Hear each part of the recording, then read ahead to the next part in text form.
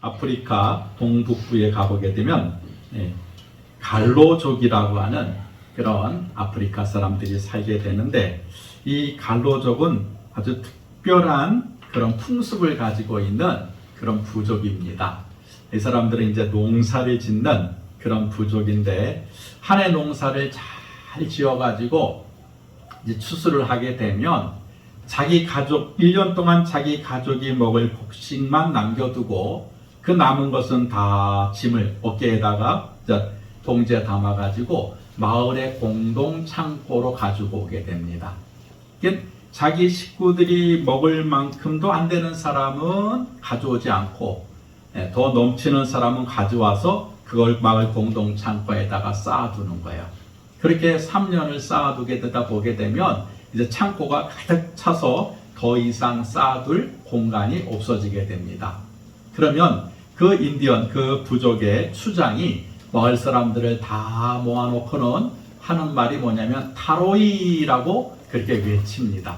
이 타로이라고 하는 그 말이 아프리카 말로 선물이다 이런 뜻이에요. 선물이다. 그러면 그 마을 사람들 중에서 이제 곡식이 다 떨어진 사람들, 더 이상 먹을 것이 없는 그런 사람들은 창고에서 자기가 먹을 만큼 가져가는 거예요. 먹을 만큼. 그래서 이 타로이의 그런 전통을 통해 가지고 모든 사람이 다 먹을 수 있고 다 행복할 수 있게 만드는 그 풍습이 타로이라고 하는 거예요. 근데 만약에 그 전에는 내가 많이 농사를 지어가지고 창고에 들였는데 올해는 농사를 잘못 지어가지고 내가 먹을 것이 없어요.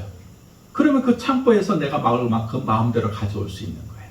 그러니까 어느 한 사람 굶은 사람이 없고 어느 한 사람 소외된 사람이 없이 모든 사람들이 다 행복을 누릴 수 있고 풍요를 누릴 수 있게 만든 전통이 바로 타로이라고 합니다. 그래서 이와 같이 함께 사는 세상을 만드는 것이 여러분 굉장히 중요합니다. 그런데 요즘 우리가 사는 세상은 나누고 베푸는 그런 세상이 아니라 나 혼자만 모든 것을 다 가지려고 하는 winner take it all, 승자가 모든 것을 다 가지는 그런 경쟁 사회가 되고 말았습니다. 그래서 남보다 뒤처지게 되면 나고자라는 그런 인식이 팽배해요. 남보다 못하게 되면 나는 좀 뭔가 모자란 사람이구나, 그런 인식을 갖게 됩니다. 그래서 이런 모든 사람들이 더 높은 것, 더 많은 것을 여러분 얻기 위해서 상대방을 밟고 올라가는 치열한 경쟁을 오늘도 치르고 있습니다. 이러한 경쟁 사회에는 뭐가 되냐면 이웃 간에 담이 생기게 돼요. 그리고 나도 모르는 계층을 형성하게 되고 또 나보다 못한 사람에 대한 차별의식을 갖게 됩니다. 그러니까 나 혼자만 행복하고 나 혼자만 잘 살고 나 혼자만 배부르면 좋겠다라고 생각을 하지만 그거는요 올바른 세상이 아니라고 하는 것이죠. 그래서 이와 같은 인간의 탐욕만 그렇게 많은 그런 사회가 되다 보게 되면 사람들의 마음이 병들게 된다는 것입니다. 그래서 오늘날처럼 정신질환을 앓는 사람들이 많은 시대가 없었어요. 가난하고 또 풍요롭지 못했을 때는 정신병, 우울증이라든지 조울증이라든지 조현병이라든지 이런 정신질환을 가진 사람이 주변에서 찾아보기 힘들었습니다. 근데 여러분 오늘날만큼 풍요로운 세상이 어디가 있습니까?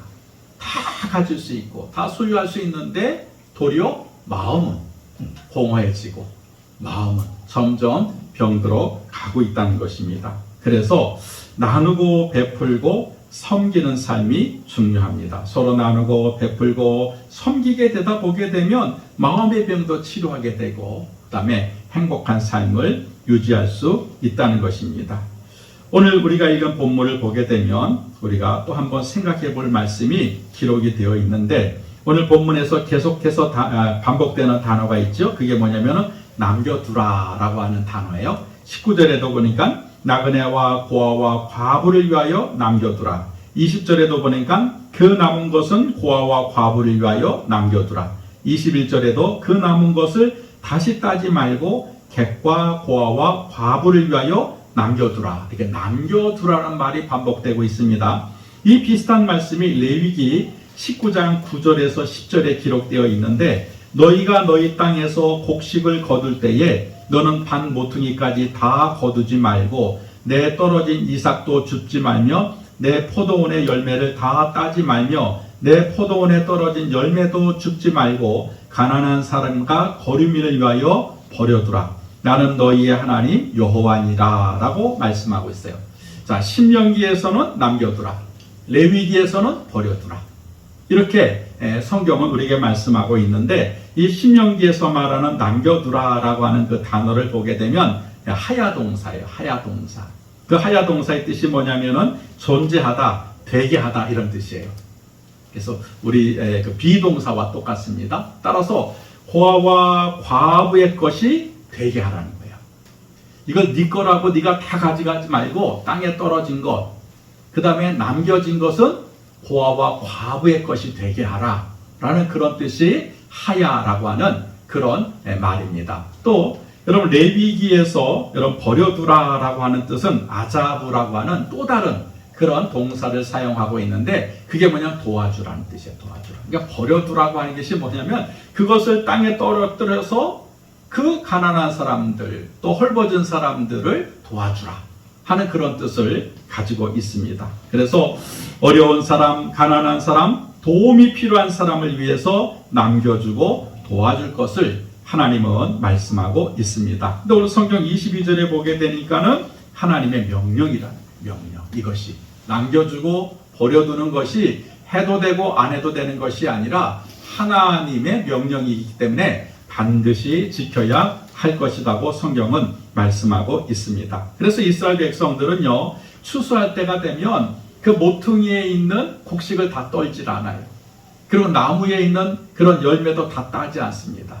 성경에서 말씀하시는 것처럼 남겨두고 버려두는 그런 풍습이 오늘날까지 이어지고 있다 그래요.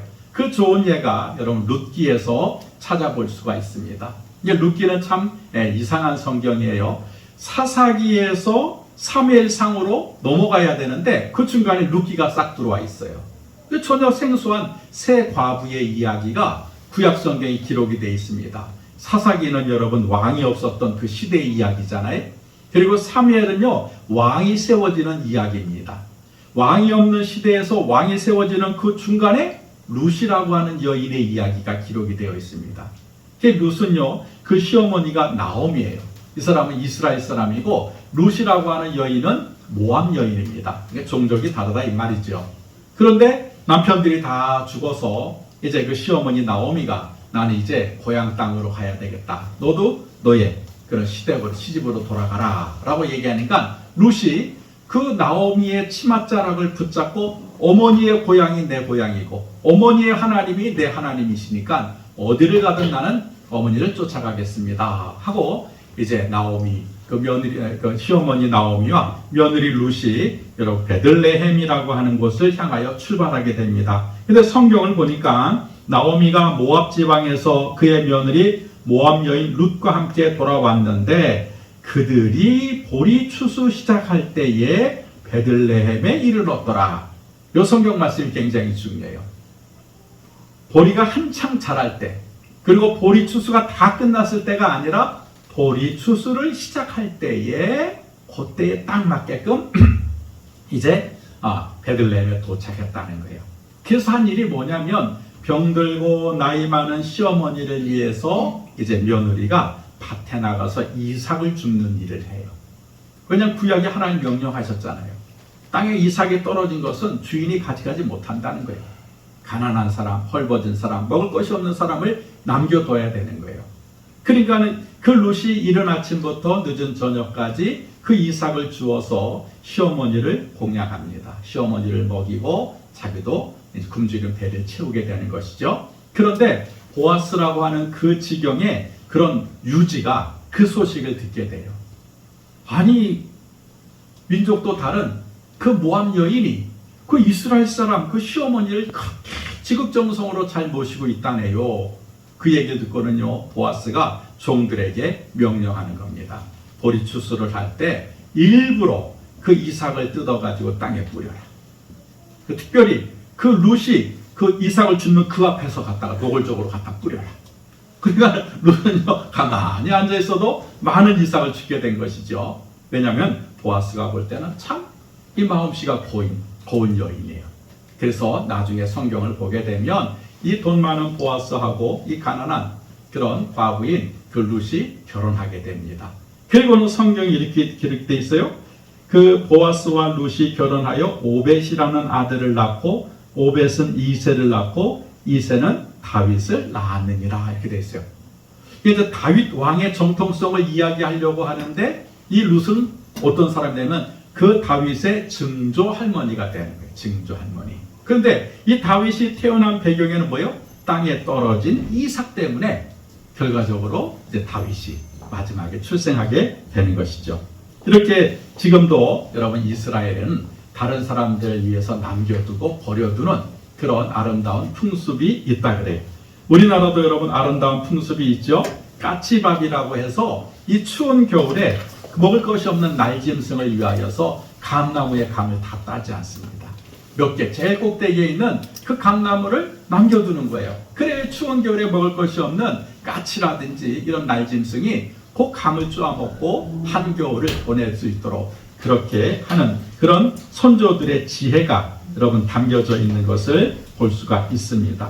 이렇게 함께 나누고 베푸는 세상이 아름답다는 거예요. 그런데 이 현대 사회를 보게 되면 나누고 베푸는 것은 내가 손해본다 이렇게 생각을 가지고 있어요. 그래서 내가 더 많은 것을 가지기 위해서 불법도 마다하지 않습니다. 여러분 미국에 최고의 그런 회사가 있죠.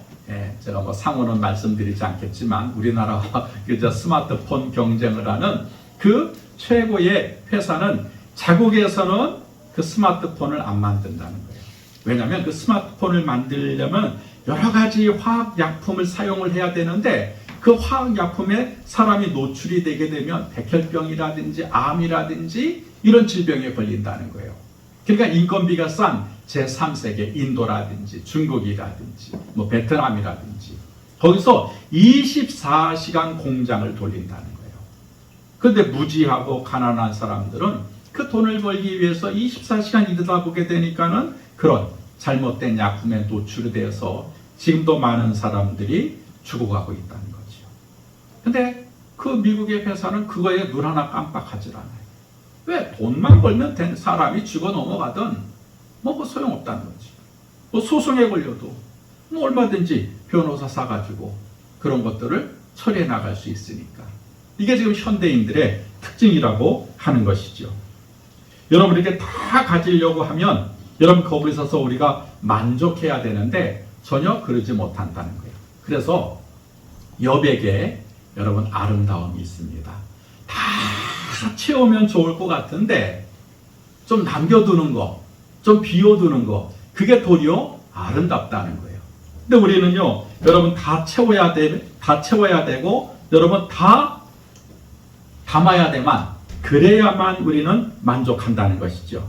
근데 꽉 채우는 것보다는 여러분 적당히 남겨두는 것이 훨씬 아름답다 그래요. 현대인의 가장 큰 적이 뭐냐면 비만이라 그래요. 비만. 여러분 비만은요. 여러분 현대인들이 만들어낸 신종 질병이라고 이야기를 합니다. 적당히 먹으면 문제가 없는데 과식을 하기 때문에 이 비만이라고 하는 질병이 생겼다는 것이죠. 소식을 하게 되면 건강한데 사람들이 그 소식을 하기보다는 내 배를 채워야만 만족하는 그런 습성을 가지다 보게 되니까 결과적으로 비만이라고 하는 그 질병에 걸렸다라고 합니다. 아프리카에서는 지금도 굶주려 죽어가는 그런 어린아이들이 수천 명, 수만 명 매일 그렇게 그 어린아이들이 그 고픈 배를 움켜안고 죽고 있다 그래요. 근데 여러분 유럽이나 미국이나 특별히 한국에서 그 음식 쓰레기를 치우는 비용이 만만치 않다 그래요. 먹을 것이 남아가지고 쓰레기로 버리는 비용. 그 다음에 이 비만 치료하는데 그 치료비가 여러분 천문학적 비용을 들여가지고 그 살을 빼기 위해서 돈을 쓰고 있다는 거예요. 그 얼마나 여러분 아이러니한 그런 문제입니까? 살이 찐 사람들 우리는 저 돼지 그러잖아요.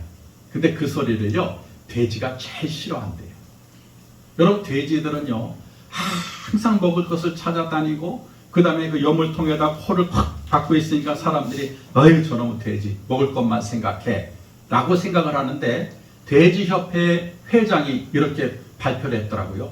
우리는 절대로 많이 먹지 않습니다. 우리가 그렇게 그 여물통에다가 코를 쳐박고 있는 것은 그건 일종의 취미입니다. 이렇게 얘기를 했다고 해요. 여러분 짐승은 자기가 먹을 것 이상의 그 음식을 절대로 먹지 않는다 그래요. 소도 말이죠.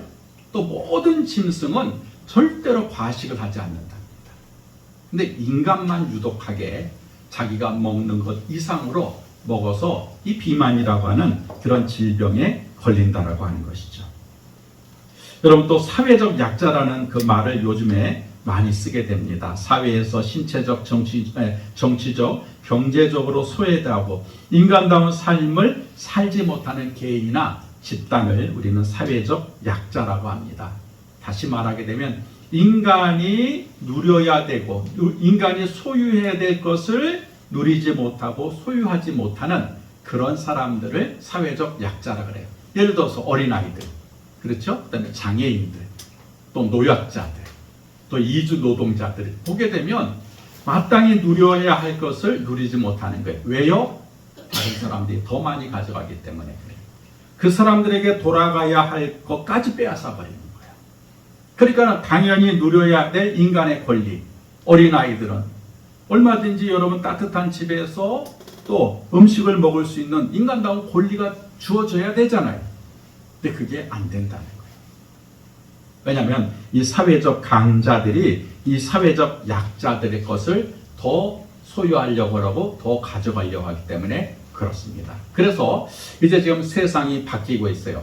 국가에서 그리고 개인들도 이 사회적 약자를 보호해야 된다. 이게 지금 강화가 되고 있는 거죠. 우리나라도 마찬가지입니다. 그래서 미국에서는요, 이거를 제도화했다는 거예요.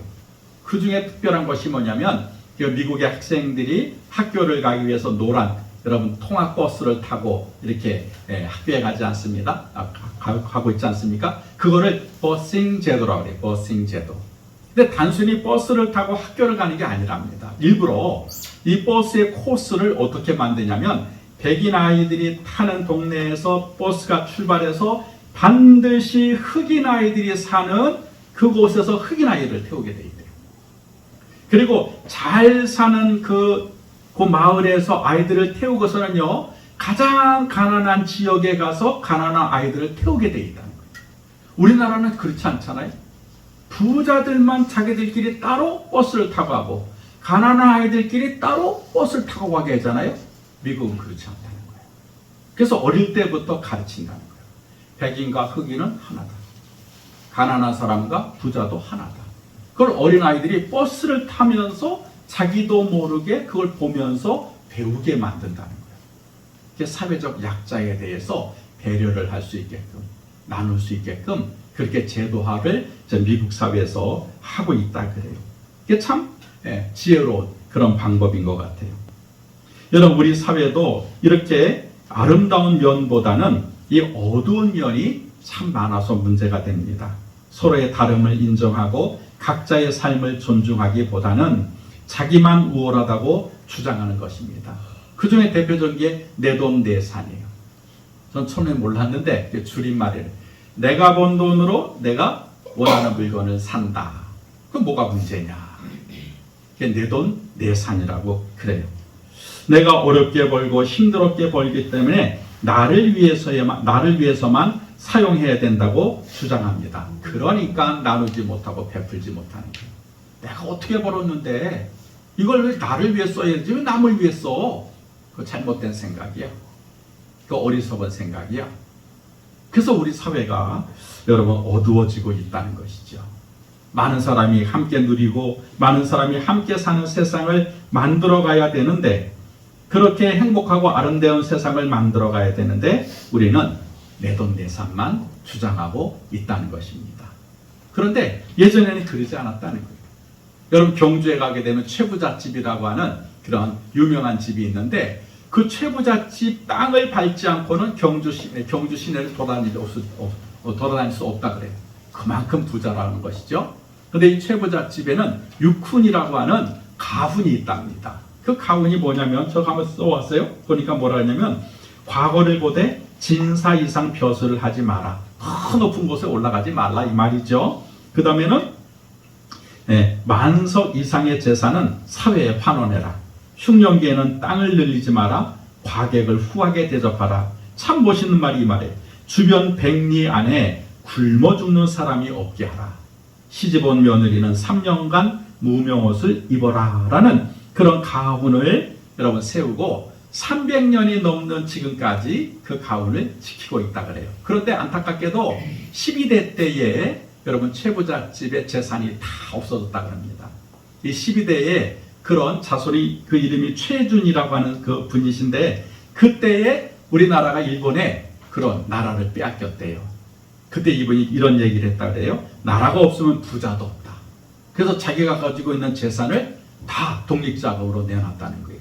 그리고 광복이 된 후에는 우리나라가 너무나도 배우지 못해서 무지했기 때문에 나라를 빼앗긴 거다. 그러니까 자기 전 재산을 다 교육 사업에다가 기부를 해서 이제 최부잣집의 그런 부자의 명맥이 끊어졌다는 거예요. 그런데도 여전히 여러분 사람들은 그 최부잣집에 대해서는 존경을 하고 또 이 사회에 귀감이 되고 있다는 것이죠.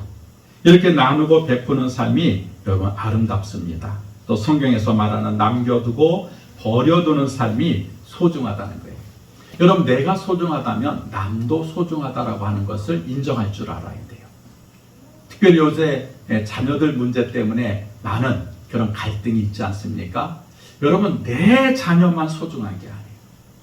내 자녀가 소중하면 남의 자녀도 소중한 거예요. 내가 볼 땐 내 자녀가 소중하고 상대방이 볼 때는 상대방은 또 자기 자녀가 소중한 거예요. 내 자녀만 특별 대우를 받아야 돼요. 내 자녀만 더 우대를 받아야 돼요. 여러분 그래서 학교 선생님들이 자살하지 않아요? 조그만 문제를 가지고 있다면 그냥 엄마들이 쫓아가가지고 왜 내 자식한테 이러냐고. 그럼 내 자식이 귀하면 선생님도 또 누군가의 자녀가 아니겠습니까? 근데 그런 생각을 못하는 거예요. 내 것만 소중하다. 여러분 그게 어떤 사상인지 아십니까? 천상천하 유아독존이에요. 그 부처가 여러분 석가모니가 외친 말 아니에요? 이 세상에서 오로지 나밖에 없다. 내가 제일 존귀하다. 내가 제일 잘났다. 여러분 이게 천상천하 유아독존이에요. 이게 얼마나 어리석은 생각이에요. 아니 세상 사람 아무도 없는데 자기만 높으면 무슨 소용이 있고 세상 사람 인정하라는데 자기만 존귀하다고 주장하는 게 무슨 의미가 있겠습니까? 함께 나누고 함께 베푸는 삶이 여러분도 훨씬 더 귀한 사상 또 귀한 생각 아니겠습니까? 그래서 오늘 성경에 보게 되니까 나그네와 고아와 과부를 위해서 나누고 베풀고 섬기라고 하나님은 말씀하고 있습니다. 이렇게 주변 사람들과 나누고 베풀고 섬기게 되면 하나님이 복을 주신다는 거예요. 자, 오늘 보면 19절을 한번 다시 보시기 바랍니다. 19절에 보니까 네가 밭에서 곡식을 벨 때에 그 한 뭇, 한 다발을 밭에 잊어버렸거든 다시 가서 가져오지 말고 나그네와 고아와 과부를 위하여 남겨두라. 그리하면 너의 하나님 여호와께서 네가 손으로 하는 모든 일에 복을 내리시리라 하고 하나님이 말씀을 하고 있어요. 여러분 나그네와 고아와 과부를 위해서 나의 것을 남겨두고 베풀고 섬기게 되면 그러면 누가 나에게 베풀고 나누고 섬겨주신다는 거예요? 하나님. 네가 네 것을 가지고 이웃에게 나누고 베풀고 섬기면 내가 너에게 나의 것을 나누고 베풀고 내가 너를 섬겨주겠다. 이게 하나님의 말씀이고 하나님의 약속이라고 하는 것입니다. 그래서 내가 나의 것을 나누면은요, 내 것이 없어지는 게 아니에요. 하나님이 내 빈 공간에 흔들어 넘치게 갑절로 채워주는 하나님의 복이 반드시 있다고 성경은 말씀하고 있습니다. 그래서 나누는 삶은요, 이전보다 더 풍요롭고 윤택한 삶을 만드는 방법이라고 하는 것이죠. 또 여러분 잠언서 11장 24절에 보니까 흩어 구제하여도 더욱 부하게 되는 일이 있나니 과도히 아껴도 가난하게 될 뿐이니라. 구제를 좋아하는 자는 풍족하여질 것이요 남을 윤택하게 하는 자도 자기도 윤택하여지리라. 곡식을 내놓지 아니하는 자는 백성에게 저주를 받을 것이나 파는 자는 그의 머리에 복이 임하리라 라고 기록을 하고 있습니다. 그러니까 나누는 삶이 아름답다는 거지요.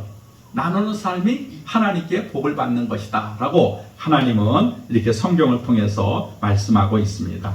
이렇게 우리의 삶에서 나누고 베푸는 삶은 참 아름답습니다.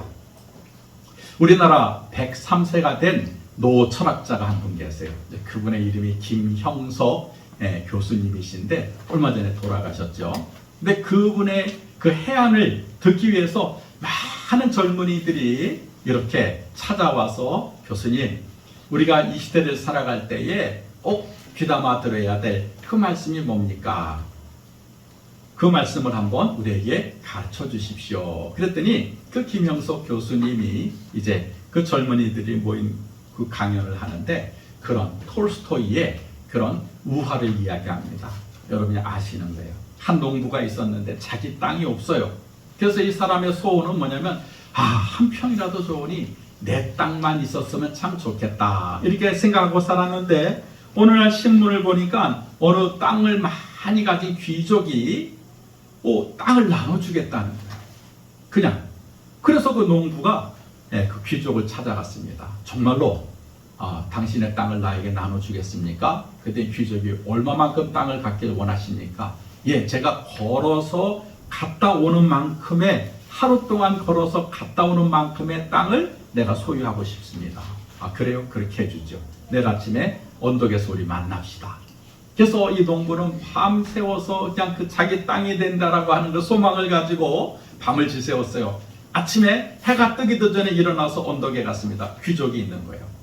그래서 자, 내가 여기서 출발해서 해가 떠서 출발해서 해가 지기 전까지만 돌아오면 그 모든 땅은 다 내 것이 되는 겁니다. 그때 귀족이 고개를 끄덕끄덕하면서 그렇게 하십시오. 그러나 반드시 해가 지기 전에는 돌아와야 됩니다. 알겠습니다. 그리고 해가 뜨자마자 그 농부는 달리기 시작. 왜? 많이 달려야 많은 땅을 소유할 수 있으니까 말이죠. 그래서 있는 힘을 위해서 다 달렸는데 점심시간이 됐는 거예요. 근데 점심 먹는 것도 아까운 거예요. 그래서 도시락도 집어던지고 뛰기 시작. 계속 뛴 거예요. 그러다가 보니까는 이제는 다시 돌아가야만 해가 지기 전에 내가 도달할 수 있겠구나. 그래서 이제 멀리 왔다가 다시 돌아가기 위해서 있는 힘을 위해서 또 다시 뛰기 시작하는 거예요. 해는 서산에 뉘어지는 겁니다. 죽을 힘을 다해서 이제 숨을 헐떡헐떡거리면서 그 귀족 앞에 섰습니다. 자, 해가 지지 않았죠? 이제는 모든 땅이 다 내 것입니다. 근데 귀족이 그렇습니다. 다 땅을 당신에게 드리겠습니다. 그 소리를 듣자마자 농부가 풀썩 쓰러지는 거예요. 그래서 귀족이 생각하기를 힘이 들어서 그런가 보다. 한참을 기다려도 농부가 일어나질 않는 거예요. 그래서 흔들어 깨우는데 이미 농부는 너무 기진맥진해서 숨을 거둔 거예요. 그래서 종들을 불러가지고 이 불쌍한 농부를 땅에다 묻어두라 하고 이제 장례를 치러주는데 그 농부가 땅에 들어가서 이렇게 묻히는 장면을 보면서 귀족이 이런 얘기를 하게 됩니다. 이 사람아, 사람은 한 평 땅에 묻히면 그만일세. 그리고 그 정도 땅은 누구나 갖게 되어 있는데 공연히 애만 태우다가 죽었구만 하면서 이제 그 소설이 끝나게 됩니다. 그 제목이 뭐냐면 사람에게는 얼마나 많은 땅이 필요한가라는 그런 이야기예요. 그 젊은이들이 김형석 교수님에게 그렇게 물었답니다. 우리가 얼마나 많은 돈을 가져야 우리가 만족할까요? 라고 물었을 때에 이 김형석 교수님이 이 이야기를 해주면서 그렇게 대답을 했다 그래요. 경제는 중상층에 머물면서 정신적으로는 상위층에 속하는 사람이 행복하고 사회에도 기여하게 된다. 그러면서 많은 재물을 소유하고 있으면서 정신적으로 빈곤한 사람은 마치 한여름에 두꺼운 겨울 옷을 입고 즐기는 것 같은 어색한 인상을 살게 되어 있어요 라고 말했다 그래요. 그리고 마지막 결론적으로 김형석 교수님이 그 젊은이를 위해서 이렇게 당부를 했는데 우리는 부와 경제적 자유를 이루기 위해 달리면서도 끊임없이 자기 안의 인격과 정신적 성장을 위해 스스로 단련해야 합니다. 주변을 돌아보고 이웃에게 베풀고 사회에 기여할 것을 찾아 실천해야 합니다. 그래야 언젠가 도착지에 이르렀을 때 진정한 행복을 느낄 수 있을 것입니다. 라고 이야기를 했다고 해요.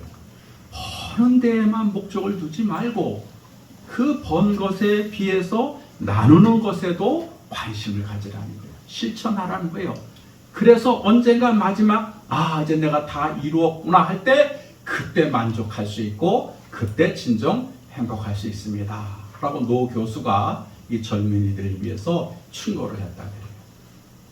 사랑하는 성도 여러분, 우리는 어디에서 행복을 찾고 있습니까? 그리고 무엇을 해야 행복하다고 생각하십니까? 여러분, 진정한 행복은 하나님이 주시는 것을 내가 누리고 그리고 그것을 이웃과 함께 나눌 때 여러분 그것이 진정한 행복 아니겠습니까? 이른 아침부터 늦은 저녁까지 죽어라 돈만 벌기 위해서 여러분 뛰어다닌다고 그것이 만족이고 그것이 행복이겠습니까? 성도는 하나님이 주시는 것을 받고 누릴 수 있어야 돼요. 그리고 누릴 뿐만 아니라 그것을 오늘 성경에처럼 남겨두고 버려둘 수 있어야 돼요. 누구를 위해서? 나를 위해서요. 남을 위해서 그러는 것 같지만 아니요. 나를 위해서 그렇게 하라는 거예요. 왜? 그래야 하나님이 또 복을 주시겠다는 거예요. 여러분 오늘 성경은 이와 같이 여러분 이웃을 위해서 남겨두고 버려두라 라고 말씀을 하고 있습니다. 그래서 전도서 11장 1절과 2절 말씀에 보니까 너는 너의 떡을 물 위에 던지라. 얼마나 어리석은 일이에요. 내 음식을 갖다가 물 위에 던지면 없어지는 건데. 근데 또 성경 말씀합니다. 여러 날 후에 도로 찾으리라. 7에게나 8에게 나눠 줄지어다. 무슨 재앙이 땅에 임하는지 네가 알지 못함이니라. 이렇게 나누고 베풀면 언젠가 나도 도움을 받을 때가 있다. 그게 지혜라.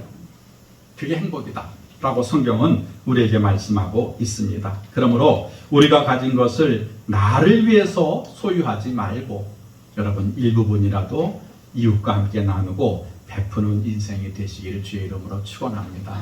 특별히 오늘날처럼 살기 힘든 시대가 없다 그래요. 젊은이들이 갈 곳이 없답니다. 그래서 방황을 하고 있다는 거예요. 오늘날만큼 여러분 계층 차이가 많이 난 시대가 없었다 그래요.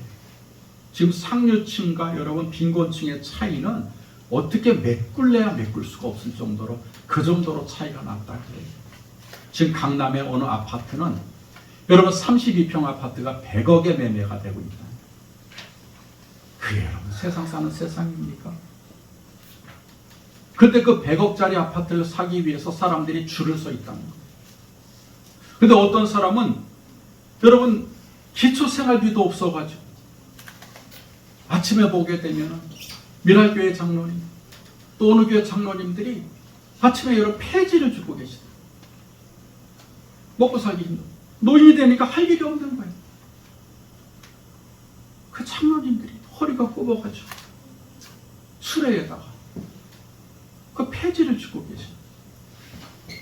여러분 지금 우리가 얼마나 빈곤한 사회를 살고 있는지 몰라요. 일부만 모든 것을 다 가지고 나머지는 중산층이 무너져서 전부 다 여러분 하류의 인생을 살고 있어요. 왜 그래요? 나누지 못하고 베풀지 못하기 때문에 그래요.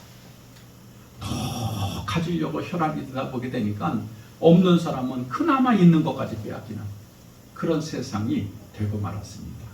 하나님 만든 세상은 그런 세상이 아니에요. 모두가 다 행복하게 살고 모두가 다 풍요롭게 살고 모두가 다 만족한 삶을 살기를 하나님은 원하십니다. 그 일을 우리가 하라는 거예요. 남겨두라는 거예요. 그리고 좀 버려두라는 거예요. 여러분 그거 더 가진다고 우리가 뭐 얼마나 더 부자가 되겠습니까? 여러분 그것까지 싹싹 다 긁어갔다고 해서 뭐가 여러분 우리의 삶이 만족이 되겠습니까? 오늘 하나님 말씀을 특별히 우리 추수감사절 앞에 두고 여러분 좀 실천하는 그런 삶이 됐으면 좋겠어요.